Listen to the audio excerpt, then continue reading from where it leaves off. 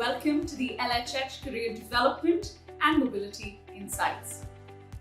Why is it that talent leaders across the globe today are racking their brains about how to navigate and ace this elusive phenomenon we call career development? Let me introduce 3 facts which state the case of why career development and mobility. Number 1 is the people case. According to global LinkedIn data as of January 2023, the amount and tenure that people stay in companies with higher internal mobility versus lower internal mobility is 60% longer.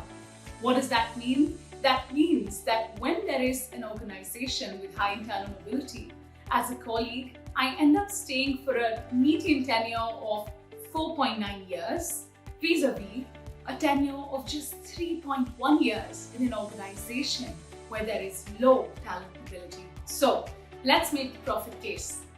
According to the Institute of Corporate Productivity, organizations with higher performance in terms of top and bottom line, consistently performing great with revenue and profits over 5 years, said that they give 2x more priority to career development and mobility and are also 2x more likely to articulate processes of talent mobility in their organizations.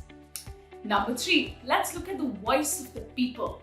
We see a multi-generational workforce in today's day and age, which means we see people from Gen Xers to baby boomers, Gen Ys, that is millennials, and of course Gen Zers.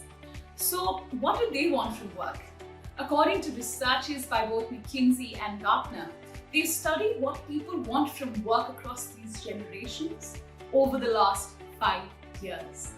Every single year, career development and progression was in the top 5 priorities of what people and generations want from work.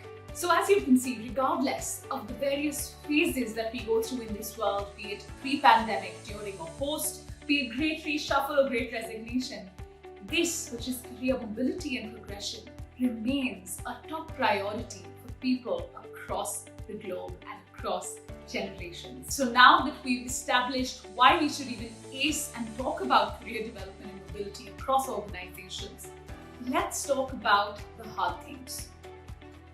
You would imagine that as organizations understand the value of career mobility, and so do individuals who clearly value it over and above even pay at times, you would expect to see a very ideal, fluid career mobility ecosystem in every single enterprise across the globe. Since at the end of the day, both the organization, which is the macrocosm, and the individual, which is the microcosm, understands its value and its benefits. The reality, though, is slightly different.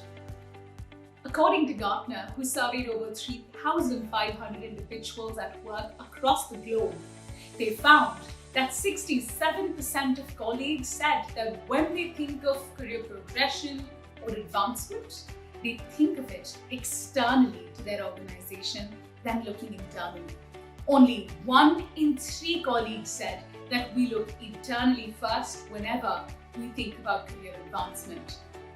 Think about this for a second. What does that mean in daily life? This means that right now, as we're speaking, there are colleagues around you who are thinking about their career advancement, and out of 3 of those colleagues, 2 of them are racking their brains about how to make this move outside of your organization. So why is it that despite understanding the value and benefits that career development brings, internal mobility is still not the go-to or default mode for colleagues around the globe? Let's understand why. At LHH, we work with hundreds of enterprises year on year exactly to solve this challenge. Based on our conversations and work with Fortune 500s and also research across the globe, we found 3 clear mobility blockers, and we also will be suggesting various best and next practices to navigate them